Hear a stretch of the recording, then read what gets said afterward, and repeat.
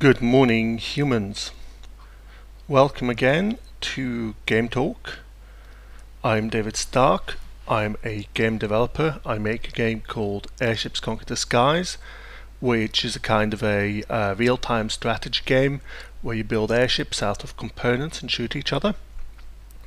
But today, because it's Monday, I'll be talking about some other game. Specifically, each Monday I play some game which I like or hate or have opinions about, and I play it and I talk about the design of it, what I think about its design, how it kind of informs some of my own ideas and so on.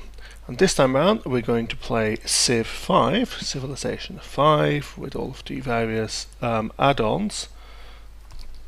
And this is a game which I have a deep and lasting love-hate relationship with. Well, how deep does this love-hate relationship go? Well, okay, if we go into the screencast, you can see I've played 551 hours of this game. That is a lot. That's like a large chunk of my life. That's like, to put it in perspective, one work year is about 1800 hours. So that's like, yeah.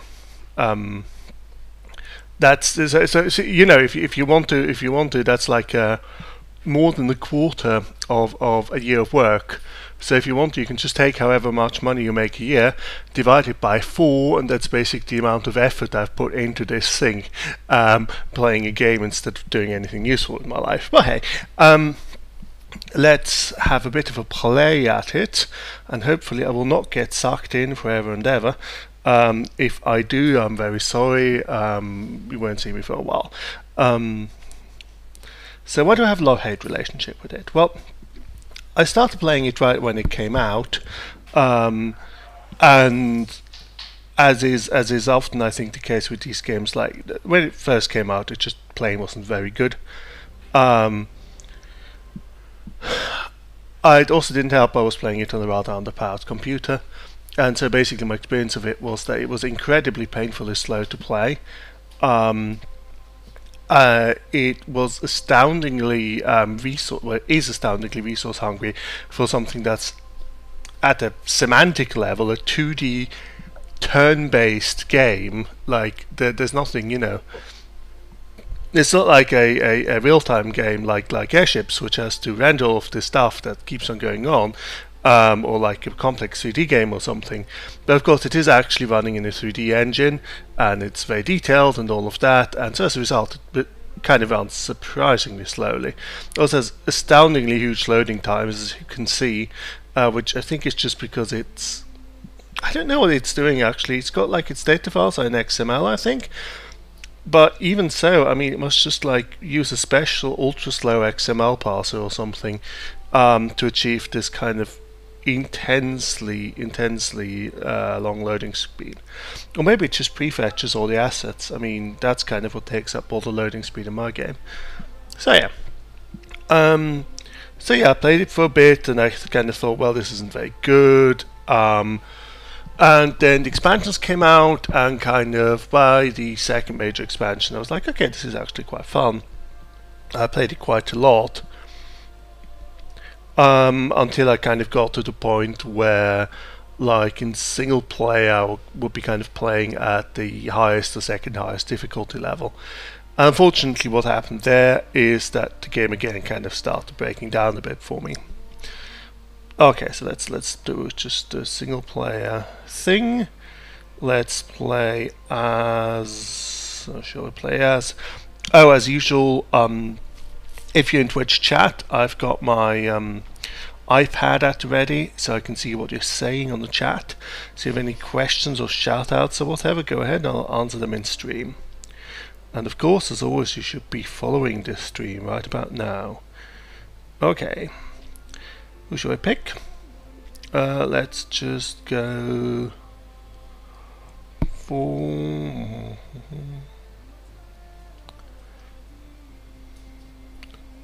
Like when I first played it, I always played with Russia, because Russia's like the only one that has an obvious production bonus, and I play kind of quite expansionistically.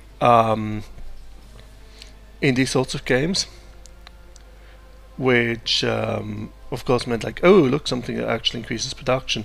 I kind of pounced on that. Actually, I know who I want to play now, just can't find them, which is a bit unfortunate.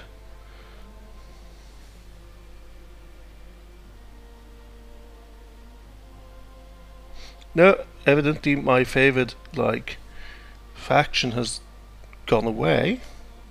I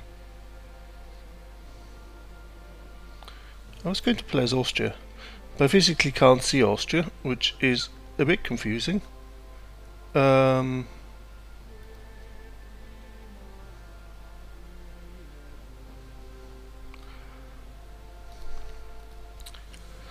let's play as someone who I can actually visually see. Let's just play as Poland. Poland is like Poland is like easy mode. Poland has like Poland is the faction that consistently gets rated as being like way better than everyone else. And I'm just going to play on Deity, which is like the highest difficulty level.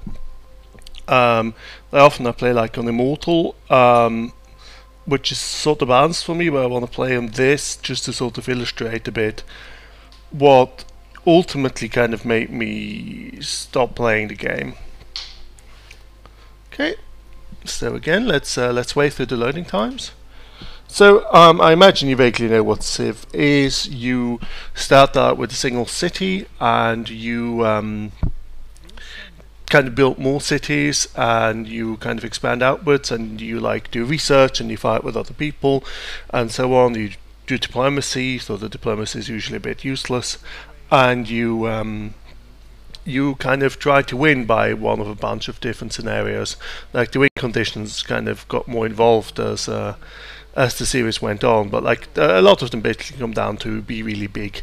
And one thing that Civ 5 tried to do, and it's kind of they did it in a very heavy-handed way, was to try and make people stop doing really hyper-expansionistic empires. And they did this by just heaping penalty upon penalty upon penalty people that wanted to do an expansionistic strategy. So yeah, it still didn't really work. So yeah, here we are. These are our settlers here in the center. One big change that they made is that it's all hex based, which I was ambivalent about at first, but I actually think that's really good. So yeah, let's just build our city here. And then let's start exploring with this guy. Okay, so looking at Warsaw, we've got like some really nice early food resources here, including the salt actually, which is really good, and some marble as well. So like ideally, like even more food resources would of course be perfect, but this is a pretty decent start, which will be completely insufficient because we're playing at the highest difficulty level and will hence be like, you know, smashed into tiny pieces. But never mind. What shall we build? Let's just build a monument for now, so we can more rapidly expand our borders, and definitely research pottery so we can end up doing more growing of things here. Like this part of the game is super fun. The core issue really with something like with the Civ series of games really is that the start is always amazingly fun, and like there's a perfect good reason for this, which I didn't figure out. I had to be told this. The starts are much easier to test, right? If you are if you're developing a game and it has a really long playtime like the Civ series does, then it's much easier to rapidly iterate the start of the game, the first 50 turns or something. And so those first 50 turns have really tight, have really balanced, have really interesting gameplay. And then the rest of it it becomes increasingly boring, really. And the main frustration, which we will not get to today, of course, because it's many hours in, is okay, we get the map. That's not very good, but never mind. Definitely some nice spots to build additional Citizen, and here's some other guy. Okay. Like towards the end of the game, you just spend all of your time making tiny, semi-meaningless decisions, and then waiting like several minutes for like all the animations to play out. Even if you turn off the bloody animations, like a turn takes forever for the computer to execute, and then you get faced with 100 new tiny, stupid decisions. And right now, you know, every decision really matters. Do I go up or do I go down? Do I like explore further towards this opponent here, or do I like make a circle around my city? Do I go into the jungle? Do I try to avoid it? Whatever. These are discrete decisions that really matter, that really influence the game, and that's really what gets lost. Because even with all of these efforts to, you know, try to reduce the degree of expansion, if you want to win, you sort of end up having to have quite a lot of stuff, and that makes each unit you have, each city you have, and so on, less important in comparison. And that means that each decision you make is no longer quite as exciting. Okay, we have a huge amount of salt, so if we end up managing to grab a religion, we should really pick the one that goes with salt.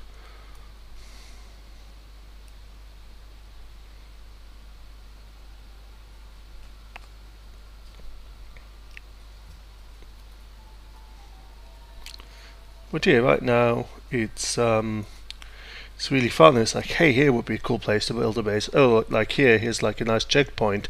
That might be a cool place to build one too. And like, then you get these goodie huts, like this goodie hut, which is actually absolutely fantastic and the exact best thing pretty much you could have gotten right now, because it's just bumped up the population of Warsaw one turn or 1 or 2 turns after it already bumped up, so it's like optimal.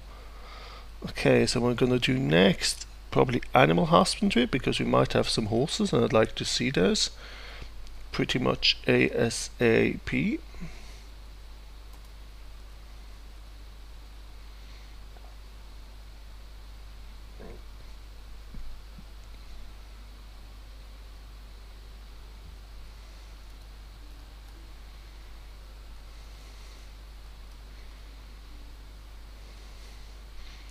Yeah, I'm playing this on my laptop, and I've got like a I've got like a magazine in between the laptop and my thighs, because like this game is so resource hungry that it actually will burn my skin if I'm not careful. Okay, so we've got that. Now we make a granary. I mean, it's very pretty. I mean, you can zoom in quite a bit, and you can see like individual like deer and people and foxes and everything. That's very cool, you know. But like, there's this mode as well, which is like the kind of simplistic view mode, which basically transports you back like a decade or two. But again, it's very nicely rendered. I feel a little bit like it's actually not much more efficient, unfortunately. I wish you could play in that mode and it was like actually would stop like turning your CPU into a space heater, but unfortunately even in that mode it just eats resources like crazy. Okay, now everything's full of barbarians, which is great. Okay. First policy. Okay, I think, well, okay, yeah, we're gonna go with liberty here.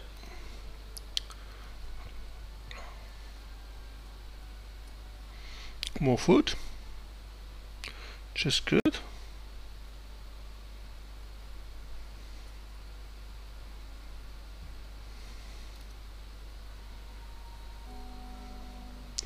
Yeah, there's this minor empire thing, the like city-state stuff, is quite a cool idea.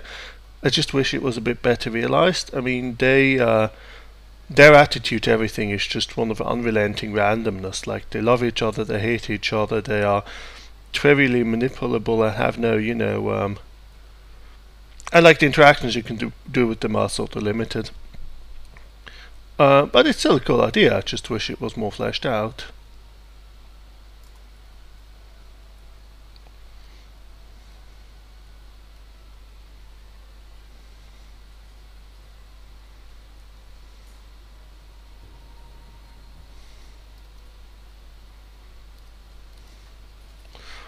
One thing which I definitely like about this version is that they gave cities themselves some combat strength.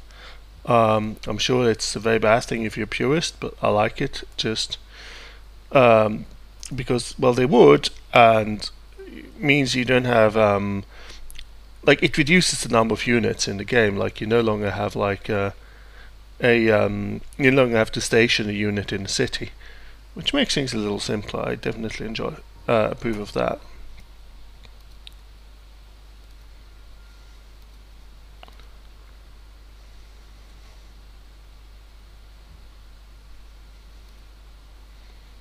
Okay, so why did I sort of stop playing this after playing it quite obsessively?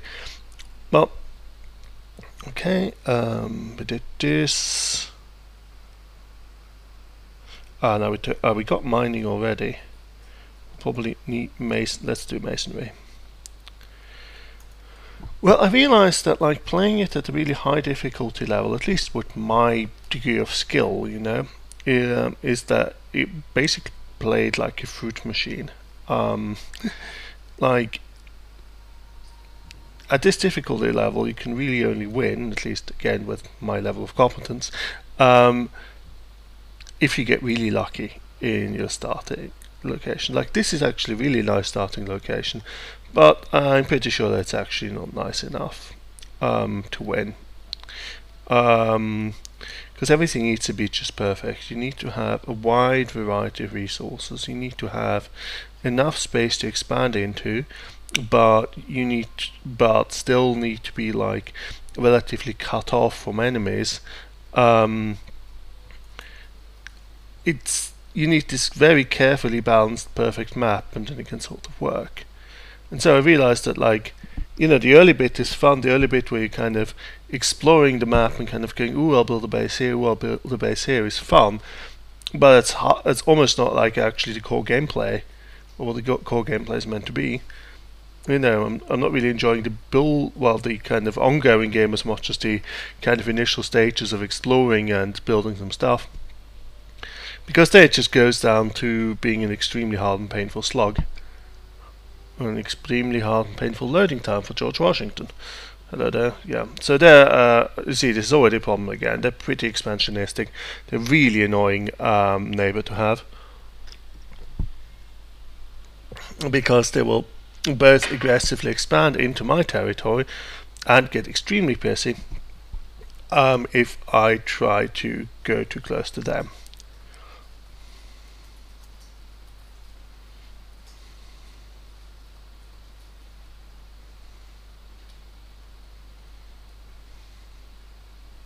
Oh, and there's Rome as well. That totally helps. So really, I mean, at this point, you kind of have to hope that Rome and America, as it's confusingly called, are gonna just beat up each other enough for me to kind of slip by and get strong. America is such a funny kind of civilization in this game. I mean, it's a bit weird anyway, because you have some the point in time at which the civilization is set is whatever. Is sort of arbitrary anyway. I mean, some of them, are kind of modern, and some of them aren't. But America is very unusual in the sense that, of course, it's a colony, right? It's not. You have all of these Americans, led by George Washington, running around with bronze tools and stone axes, and you can just about imagine the ancient French doing that. I mean, they weren't really French, but they were kind of roughly in the right location and roughly related to who would eventually become the French. or the Germans or whatever. You know, you can imagine these sort of tribes, but that just doesn't work with the Americans. I mean, the ancestors were in Europe mostly, and the people who were there at the time looked rather differently, and indeed are also quite well represented in the game. You have Native Americans, at least a few, in the game, but they're not, you know, Americans. They have their individual tribal names, so that gets a bit confusing. And the other thing, which is just kind of funny, I'm kind of wondering if, you know, any kind of link-baity conservative websites has made any kind of hash of this. Is not, what do we want? I think we do want the worker, actually. Kitties and shit. There we go. It's just how depressingly kind of negative a picture the game gives of the United States in its abilities. Like, America has like all of the factions in the game has like 3 abilities, like one kind of new rule and 2 units, and some civs have like 2 military units, and other civs have like 1 military unit and 1 building weapon military as well, but often it's not. And America has 2 military units, and it has a special ability which lets them like buy land for more cheaply. So it's a military expansionist civ. I just feel a little bit like, I mean, this is historically accurate, but it's still a little bit of a depressing assessment. You're skipping over everything else, you know, skipping over like, you know, the Declaration of Independence. You're skipping over any kind of idea of human rights or liberty or anything like that as anything other than a kind of surface flavouring to excuse this this expansionist policies. And again, I have to say, you know, this is not inaccurate as a portrait, but from a from a developer to from the United States to have such an utterly depressing kind of version of the United States in the game is still a little funny. Like I've played, kind of thought about making a mod for Civ 5 to just put in like a less depressing like version of the US, like aspirational version of the US, which is like, I don't know, about like some kind of melting pot themed one where like just like about like, I don't know, population growth and diversity or something little less depressing.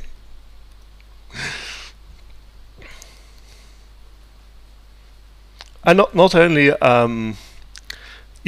like do they come across as this like military expansionist faction, they're also really useless. Like, they're really weak choice to play, because like their bonus is essentially useless. They're like, oh, you need to pay a bit less money for land, amazing.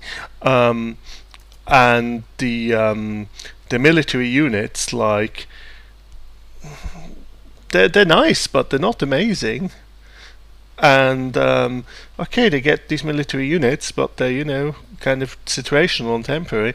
And meanwhile, you've got something like Poland, which like just gets nice buildings, a really good military unit, and like a really useful extra rule for getting lots more social polities, stuff like that. So, you know, historiographically speaking, really, Poland ought to be ruling the world, and the US ought to be a little backwater of uselessness. So yeah, I feel like they went a little bit far in maybe trying to resist some impulse to have like, you know, Star Stripes and Eagles version of the US, or America as it's called for some reason. Okay, we've got masonry. Let's do arch trapping, just archery. And we've got salt. And we've got the Americans. So far they don't hate me. They're just doing massively better than I am.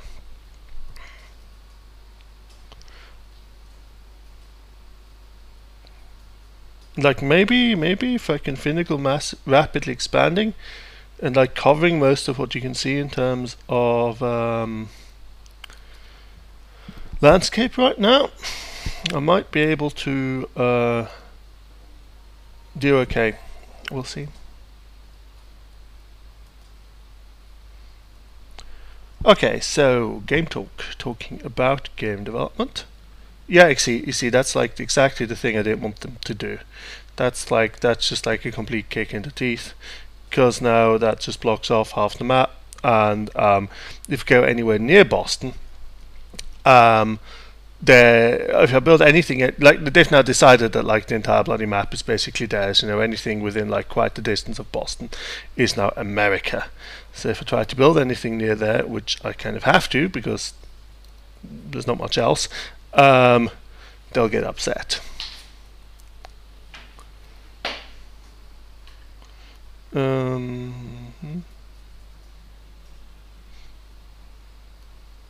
Okay, let's get started on another warrior, but then switch to a settler once we've popped the population.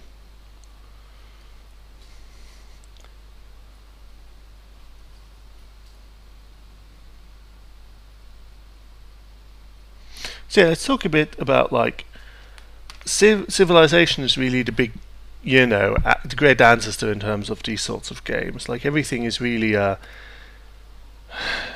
it defines how these games are kind of seen and played. Like Master of Orion 2, which I was playing in another earlier episode, is, you know, it's quite different from Civ in a whole bunch of ways, but ultimately it's still Civ in space, you know. And so like the question I ask myself is like, you know, what interesting stuff could you do in terms of the way the game works, in terms of game rules, to kind of get away from Civ 5, from Civilization in general, and make kind of a different game, which might not have these kind of systemic problems that unfortunately this game has. The big one of which being it gets really slow at the end. And the thing is, like, Civ 5 itself, like, you know, a bit like Dungeons and Dragons was like is really based on a tactical war game. Civ 5 Civilization is ultimately based on a strategic war game. Like, even if it doesn't feel like it, now, like, just a lot of the details, like the idea of units that move around on the map, that's really important. You know, that sort of stuff. It's like a war game, and you could have a game where like units just don't exist, where you just build cities, or maybe cities don't exist because, again, like, I mean, until like the 19th or 20th century, basically everyone lived in the countryside. Cities were atypical, and so making an entire game based around the idea of people live in cities is kind of weird and historically just wrong. Some small elites live in cities, and everyone else actually lives outside. Like if you were to if you wanted to make, say, a strategy game, a civ-like strategy game that was based in, say, medieval times, like your base unit is actually a manor, like a big house with kind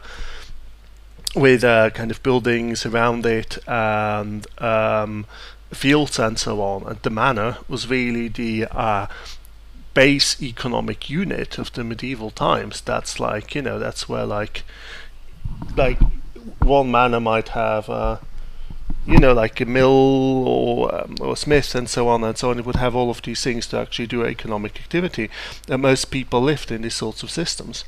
Having, like, so if you see like farmers, like, you know, poor farmers somewhere in some kind of medieval setting, like they're not they're not just like living in their hut. I mean, they still need to grind their wheat somewhere. I mean, they're not doing this in the hut. They're doing this at the manor they're attached to. And weirdly enough, you never really see the manor. You just see like the poor peasants, maybe, to just show off like how gruesome Middle Ages are.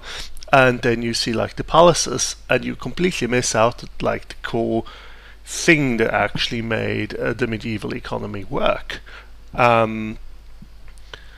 So yeah, you can have other organizational levels than the city necessarily. And one thing which I realized is that like one thing that makes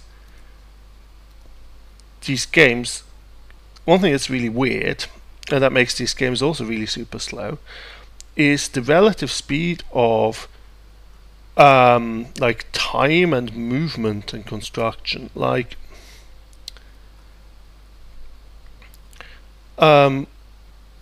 my like if I, obviously like maybe if I'm scouting around, this takes quite a long time because I can only move slowly. But if I want to march an army from A to B, like right now that takes like several decades. Like if I told these guys to go and attack Boston, like if I actually like believe these numbers up here, then by the time they're in Boston, that's not them anymore, that's like their grandchildren. And like that time just magically speeds up, like units just become magically faster, so by much later in the game they take much less time. Despite nothing having changed, they're still like, you can keep them as like basic warriors and they still walk faster.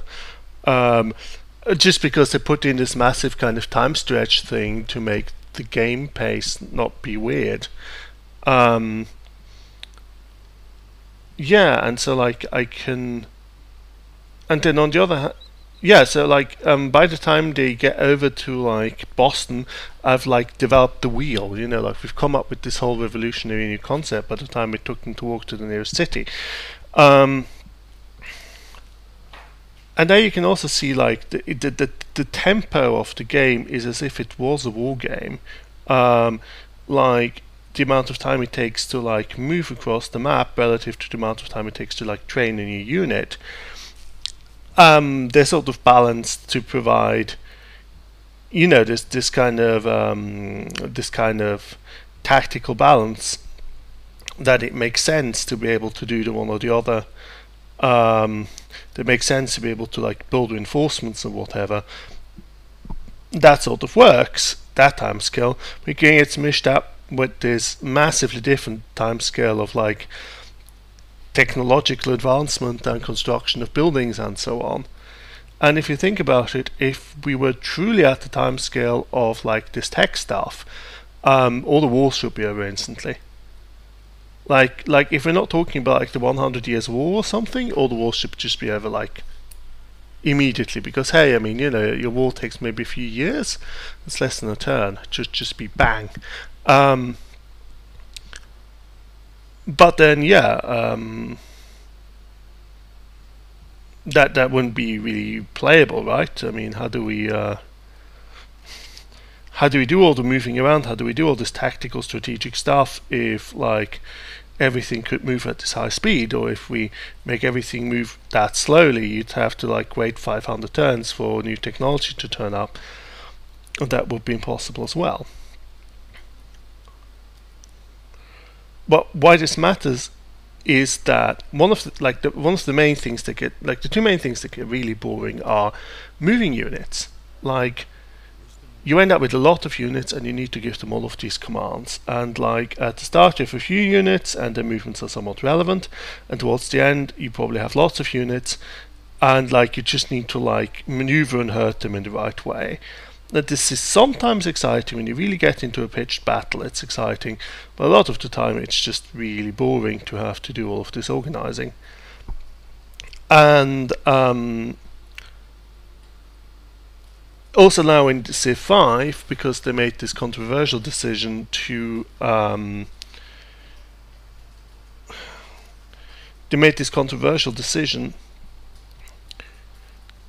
to make it impossible for military units to stack, you now constantly get traffic jams. Like any major military campaign is mostly a traffic jam. Because apparently like your two sets of warriors need their personal space and can't like walk down the same road at the same time. Which makes like military campaigns way slower as well. Like you used to be able to at least just assemble like a big stack and walk over to the enemy and smash them. And maybe that wasn't very interesting, but at least it was a bit faster. So that's boring. And the other thing that just takes forever is like all of these instructions for building stuff. Like, oh, I need to build another Colosseum and this tiny city. And like the first few times, again, where you make decisions about what to build, it's really relevant, and by near the end of the game, you're just sort of following this sort of script. And indeed, a bunch of games have kind of tried to fix this problem by putting in automation systems. So you would have these more or less sophisticated like planners, these AIs, who would like do all of this boring work of administrating your empire for you. At which point this is just craziness. So you're basically telling the computer to play the game itself. But then why is this complexity even there? Why is this complexity? Why are all of these decisions even there if they're so boring and tedious that you then need to like build not very good planning systems to get rid of the complexity again? Surely you should just redesign your game so that decisions remain meaningful throughout the game, that you are confronted with a sensible number of interesting decisions rather than a vast flood of individually pointless ones. Okay, so if you want to do that, well, what do you have to do? Well, you have to radically change something in terms of how scaling up your empire interacts with how many orders you have to give. I mean, Civ 5 tries and fails to fix this by making scaling up your empire sort of impossible. And it doesn't work because the game's rules are still really constructed in a way that you need your empire to be big. So no matter how much you might try to avoid scaling it, you still end up having to.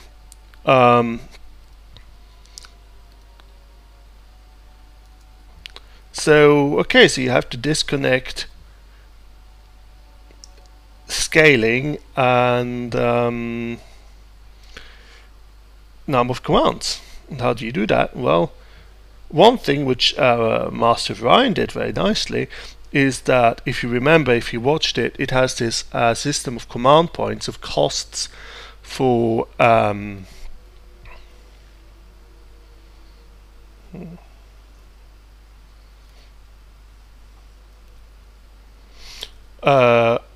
it has the system of costs for starships, and the bigger the starship, the more it costs in terms of command points. But it's a very non-linear relationship. You're much better off basically building the biggest starship you can kind of build in a useful amount of time, using that one, because like one of those is much more powerful than like two smaller ones which cost the same number of points. And they have enthusiastically harsh penalties for going over that limit. I mean, they make Civ 5's penalties for going over the limit of cities look positively tame.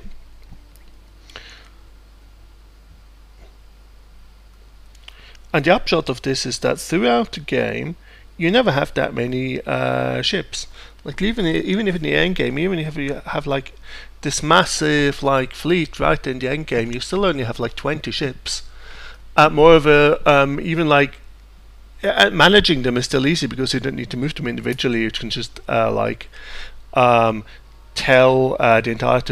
entire fleet to move. To move at the same time.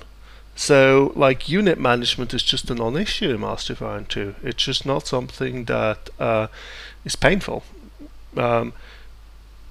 colony management still is. That problem they haven't fixed.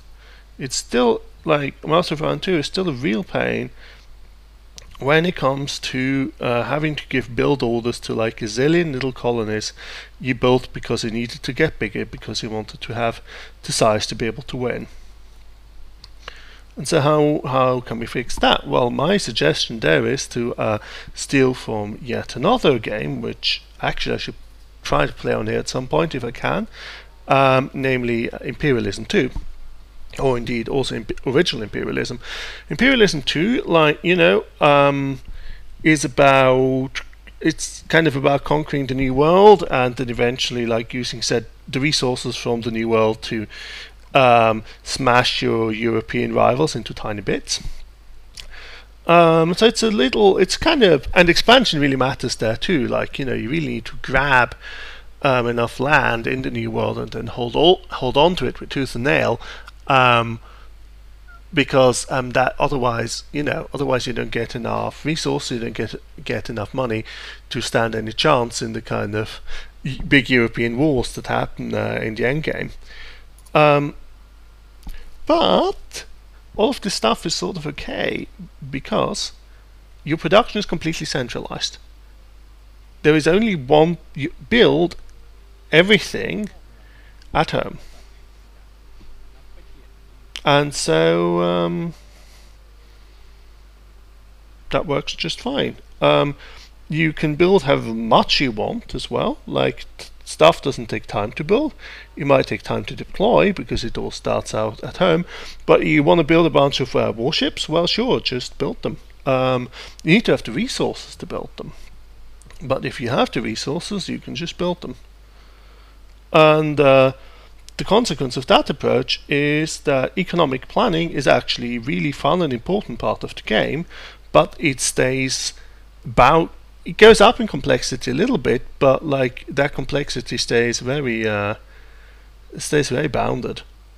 And you improve your economy not by making a zillion like complex decisions which like are cool when you do it in one city and are boring when you do it in lots. You do it by finding resource tiles and improving them. So that's still there. The same thing we're doing here with the resource tiles, that's still there, but that's less annoying because by and large, also the thing is like there's basically no decisions to be made here. There are some decisions to be made which way around do you improve the tiles. In Imperialism 2, basically there's only one way to improve tiles, and it's actually really handy. The question is no longer what do I do with this tile, how do I organize any of this. The question simply becomes, well, improving tiles costs resources, but tiles give me resources, so which tiles should I be improving? And it makes for a much more satisfying kind of economic planning puzzle, while simultaneously keeping the complexity of the game very bounded. So in computer science terms, like the complexity is of the complexity of the economy is essentially constant, and so is the complexity. Whereas in something like Civ, the complexity is more like quadratic.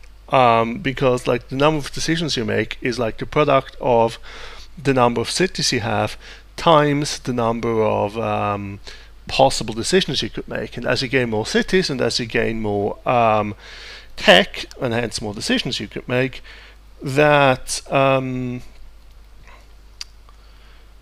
then rises in this superlinear fashion, which just ends up with this kind of vast number of decisions to make and absolutely no fun being had making them. So my point is that if you there are games which already have essentially fixed the problems in Civ, have fixed that fundamental problem of the end game is awful and boring, and so in a sense all you'd really have to do is to throw away this core idea that like any strategy game is basically like Civilization, just slightly reskinned, And what shall we build? Let's build an archer. And instead,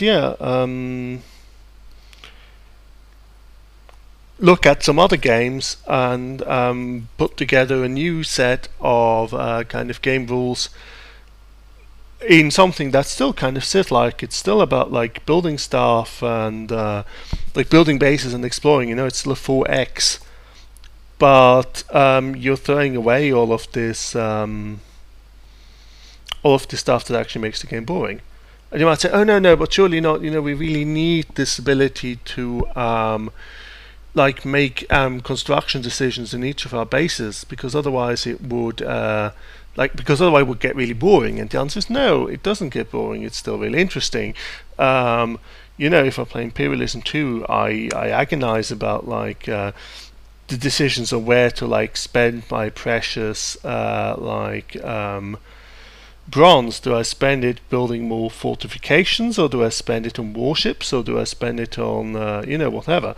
So it's certainly not that it makes the decision making boring. Quite the opposite, it concentrates it. You might say, oh wait, but it's unrealistic to be able to build anything. It's unrealistic that like everything has to be so centralized.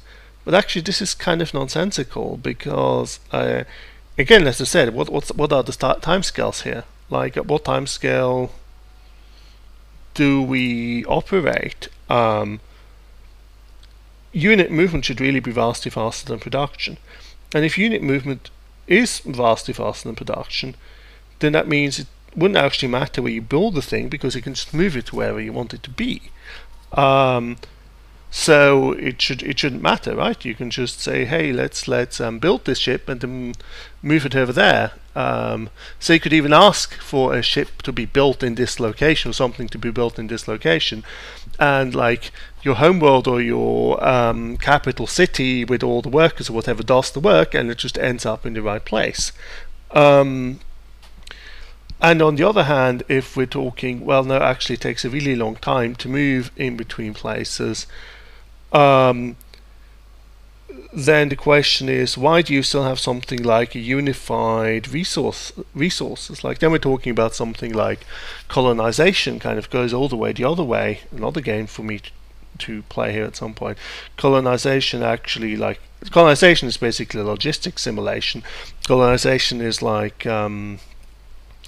like your resources of wood and your tools and your cotton and your everything are like per settlement, and if you want to run your economy efficiently, then you're going to have to think about how to like move those resources around and protect the resource caravans and all of that stuff. And again, that actually makes more sense from a scale point of view. No, ideally I wouldn't get eaten by those barbarians.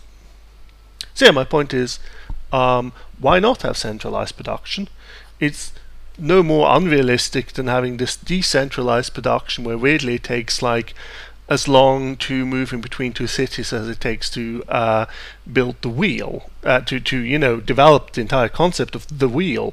And why not have some system where you heavily bias people towards getting really powerful, a small number of really powerful units. If you have something like Master of Orion, where you can customize your units, or something that makes it really fun. So yeah, why not do these two changes and other changes I can think of as well, and then you'd end up with a game where like the starting now we have Faith from Salt, which is hopefully what we want. We have a game where like the starting gameplay is still very much like this, and very fun and everything. I can't actually build my city where I wanted to build it, because I'm dense. So let's build it next to Boston and be killed by the Americans. That will be fun. Stupid Americans.